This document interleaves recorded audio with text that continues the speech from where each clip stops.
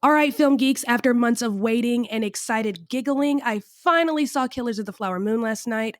Let's talk about it.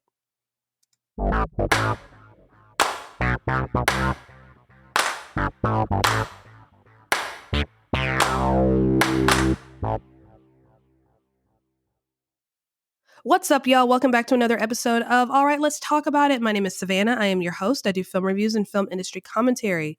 Y'all, I finally saw it last night, Killers of the Flower Moon. Let's just get straight into it. Oh my gosh. So, this film, Killers of the Flower Moon, directed by Martin Scorsese, stars Leonardo DiCaprio, Robert De Niro, Lily Gladstone, based on a novel of the same name. A lot of people have asked me, have I read the book? No, I have not. And I probably won't. Nonfiction really isn't my jam. Not like it used to be. When I was in middle school, all I read was true crimes. But yeah, not so much anymore. So no, I have not read the book, so I can't tell you how it compares. I can only tell you about the movie as it is. So, this movie is about the Osage murders that took place in the 20s in Oklahoma. And it's about greed and racism and oil and betrayal and love. And it's such a beautifully well done film given the subject matter. So Martin Scorsese is one of the greatest of all time. There's no arguing with that. I mean, argue with the wall. I don't care. But like he's one of the greatest of all time.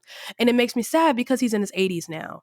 And this could be his last film. I mean, he's still sharp as ever and moves quick, but you know, we got maybe one or two more Scorsese films, and then that's it. That's so sad. The end of an era. I'm not ready. I'm totally not ready. He's an incredible visionary. He is not just a master of cinema, but he's a student of cinema. He loves the art form that is moving pictures. He loves the history. If you've ever seen Hugo, Hugo is basically an homage to early film history. Those silent movies that were lost for a time. Many have been lost and never been seen from again. Many of them were destroyed during World War I because so much of that was used to help the war effort. Many of them melted down for this, that, and the third. But he is a student of cinema, a master of cinema. He knows this art form inside and out, and he's all about figuring out ways to just tell a captivating story. He does it so well. He's just incredible. He's so good. And this is such a beautifully well done movie, which I think just showcases just how he's able to take all these different pieces of what makes a movie great and just put them all together. Great cinematography, great costuming, great music, great acting. Great acting. I feel like that's the selling point here. This is the part of the movie that really just sells it because as long as it is, and we'll talk about that in a minute, but the acting here. So this is the best I've ever seen Leonardo DiCaprio. And I think Martin Scorsese said this is their sixth film together. And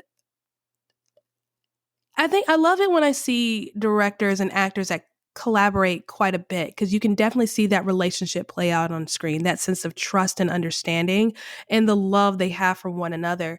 Um, I love seeing directors who are inspired by other actors. So you see that Christopher Nolan and Cillian Murphy, Christopher Nolan with Christian Bale. So, Tim Burton and Johnny Depp and Helena Bonham Carter, even though I think that's kind of a weird thing for them right now. But, Leonardo DiCaprio with Martin Scorsese with Robert De Niro. Definitely these are men whom he has found a lot of inspiration in, he's able to kind of take and mold to his liking, who have figured out his style and how to work with him. They work well together. I love seeing these teams play out on screen. And like I said, this is the best I think I've ever seen Leonardo DiCaprio. I think it's so easy to forget because all we talk about with him is his antics and his dating or whatever. And we forget this man is incredible. He's been doing this since before I was born.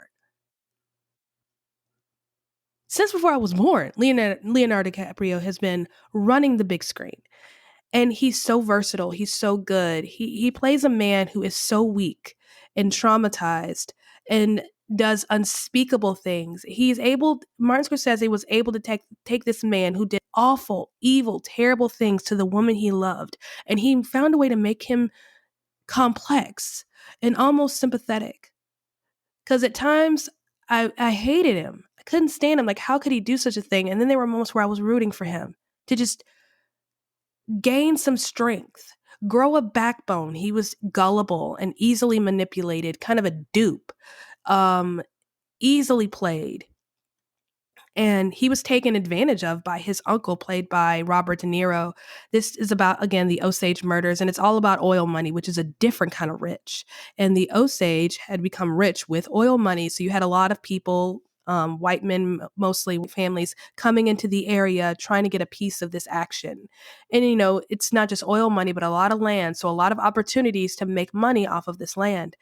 And William Hale, who was seen as a friend to the Osage, knew the language, was very well loved in the community, rich on his own with cattle ranching, and he got greedy. And he saw an opportunity when his nephew, Ernest Burkhart, played by Leonardo DiCaprio, came back from the war, broken in a complete shell of himself. He saw an opportunity to kind of slip in and manipulate him, almost trick him into marrying this woman, whom he genuinely fell in love with. Because again, this man is a dupe and he's a dope, but there's genuine heart there. And there are moments where I couldn't stand Leonardo DiCaprio in this movie. I hated that character. But then there was a moment towards the end where I was rooting for him to finally get some strength and stand up to his uncle. It was an interesting and beautiful moment where he made a decision and he figured out his priorities and decided what's right and what's wrong. So we see this evolution of this man who's a bit of adult, and he kind of grows into his manhood and he doesn't quite know what to do with it. He's still almost loaning out his manhood to his uncle. And it's a beautiful transformation that I think only Martin Scorsese knows how to cultivate and only Leonardo DiCaprio knows how to produce. And he did it so incredibly well. We have Robert De Niro here in the villain role, Best Supporting Actor nominee, guaranteed. And again, we see this man who is just evil, just terrible, and yet we also see this two-faced side to him where he seems to have a genuine love and care for the Osage people, but yet he sees such a golden opportunity. To them, they're just dollar signs, and we see this multiple times over throughout the movie. But Robert De Niro gives us a character that's very fleshed out properly and very balanced and just, again, complex. There's something about the way Robert De Niro is able to take actors and turn them into whole human beings, because some people, no one is all good and no one is all bad. There's always a little bit of gray in between that tears us up and as human beings.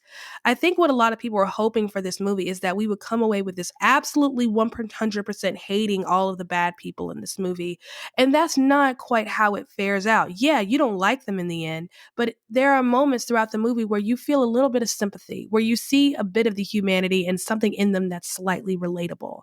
That's so risky nowadays to play it like that, to give the audience a reason to root for the bad guy or to at least see some sort of hope or redemption in them. Nobody wants to play that anymore. Everyone has to be either all bad or all good. How dare you show somebody human?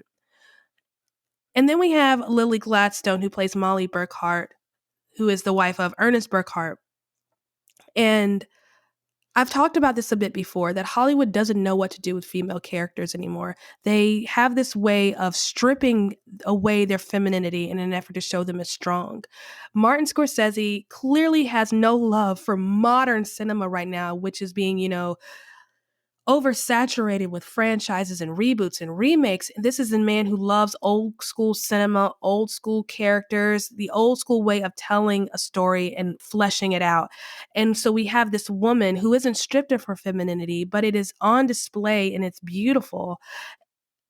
She's physically weak. She's a woman suffering from diabetes, and yet she is very spiritually strong. Lily Gladstone does such a good job of portraying a woman who is physically weak yet spiritually strong. She's such a woman, and it made me happy. We don't see that anymore.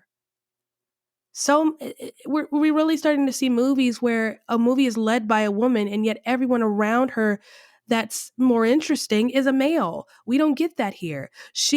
Everyone here played their part to perfection and they played their role exactly as it was intended. And she shines. She's so bright. She's so beautiful. Just give the woman her Oscar. I'm calling it now, Best Actress. Best actress winner. People have been saying it for months, but I'm like, okay, whatever. I'll see when. No, give the woman her prize. Give the woman her money. Give just roll her the bag. Give her the award. Give it all to her. It's hers. She is so wonderful in this and just so vulnerable. And there's an honestness and a deepness and a depth to the way she did the thing. And golly, she did the thing. So stepping aside from that, let's talk about the cinematography for just a hot second. So Rodrigo Prieto is the DP here, and he's having a great year because he was also the DP for Barbie. I've been obsessed with him since Brokeback Mountain. I love the way he shoots landscapes. He does, close-up shots and city skylines and all that thing. He does those very well as well. But I love the way he shoots just the natural stuff. Does that make sense? Just the way he shoots outside things, and he really understands. He gets it. He is so invested in capturing the beauty of just the earth. I don't even know how to make it make sense. The words are escaping me, but I don't know. I love the way he captures the landscape, the way he pulls us into the beauty of what's on the screen. I remember feeling that way with Brokeback Mountain, that I was there. It was so beautiful, so well shot, so beautifully done. He also knows what to do with color on screen. He knows how to take he gets it. I don't know how to make it make sense, but he gets it. He understands. He's a photographer. He is such an old school kind of photographer. He gets it.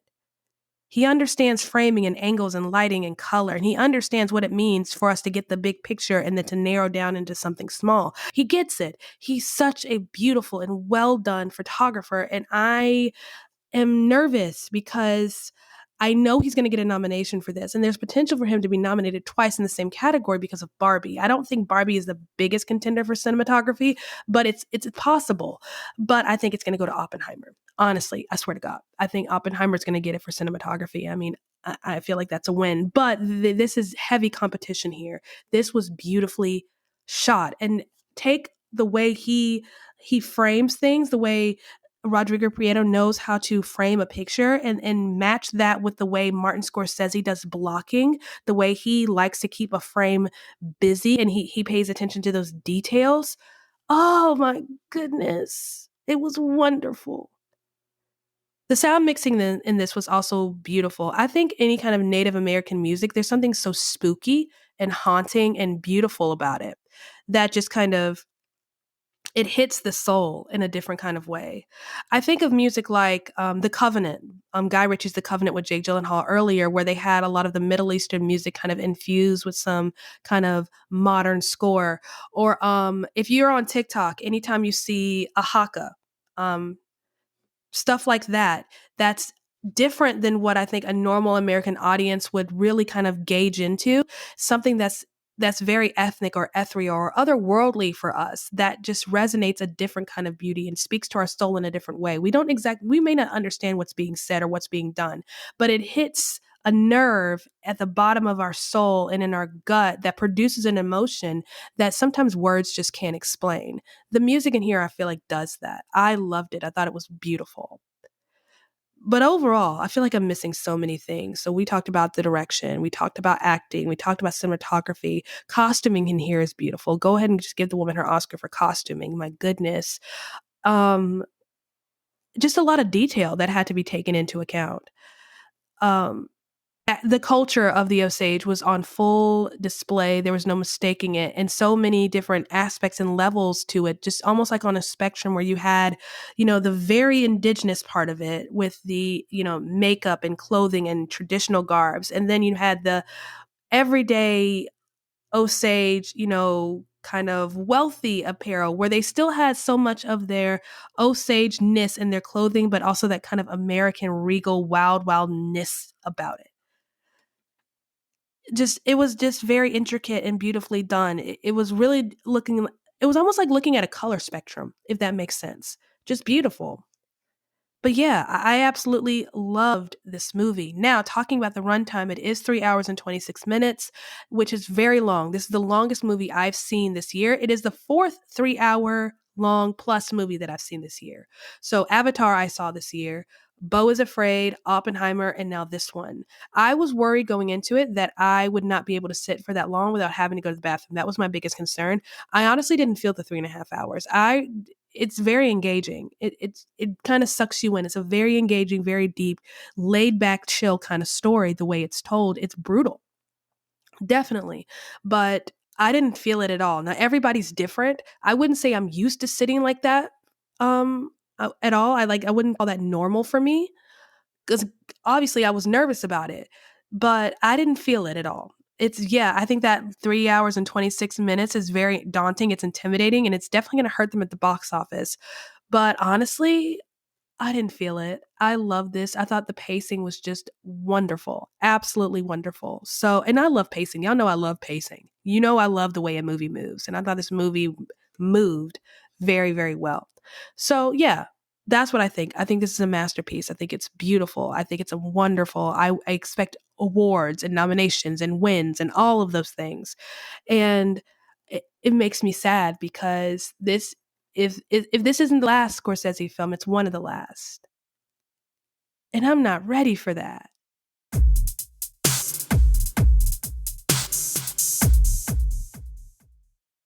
All right, parental units, this is the part of the podcast where I answer your most burning question. Is this movie appropriate for my child?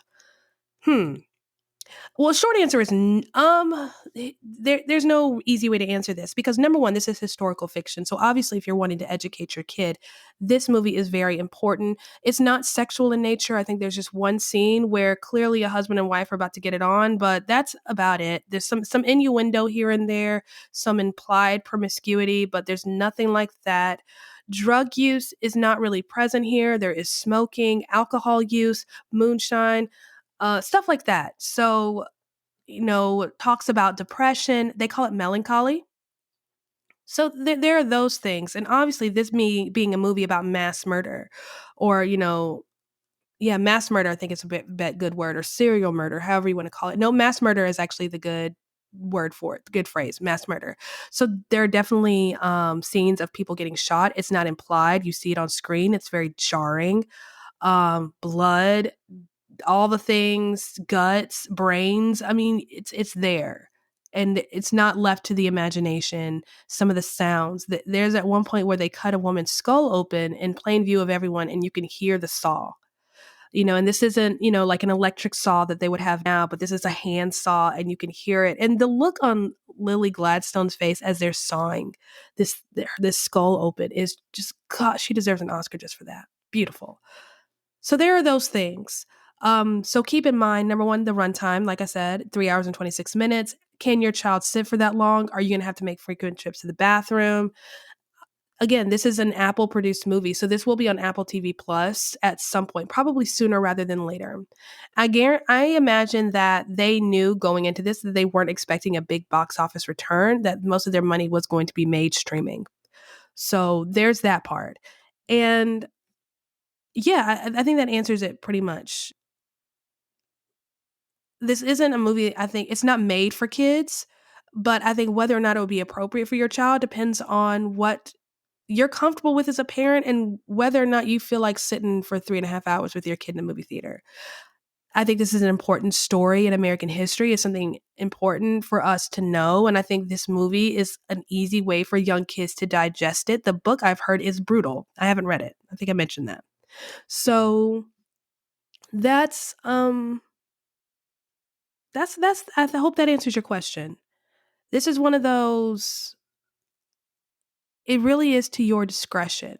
I'm telling you what's there, and then you have to make your own decision. And I hope that helps. Want to advertise on this podcast? Check the episode description to see how you can be featured on the next episode.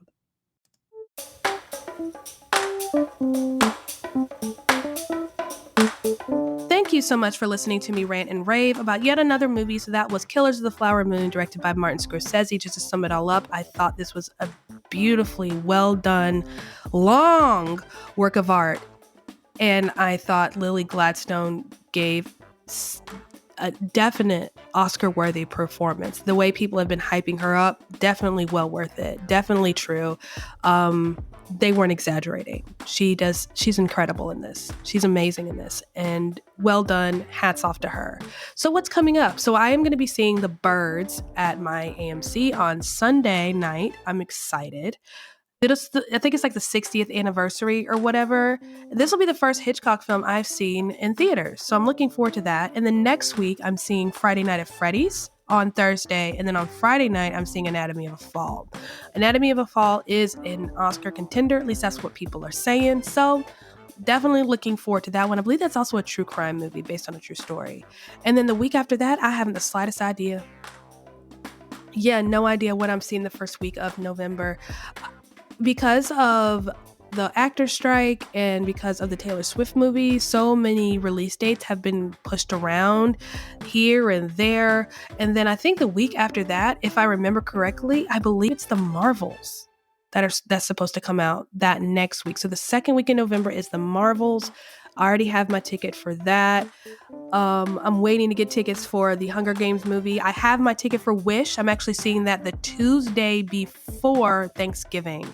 And once Napoleon, I'm going to be seeing probably quite a few movies on that week for Thanksgiving week. I'm going to be seeing Napoleon as well as soon as tickets are on sale. Probably just end up seeing it all the same day. So congratulations. You're going to get multiple reviews on that Wednesday before Thanksgiving. And I got to figure out what I'm going to do for December because Bike Riders has been pushed back indefinitely. I'm so sad about it. I blame Beyonce because if you didn't know, Beyonce is coming out with her own concert movie for her Renaissance tour December 1st. This is also being distributed the same way as the Taylor Swift movie. So straight from Beyonce to the theaters, no middleman, no distributor.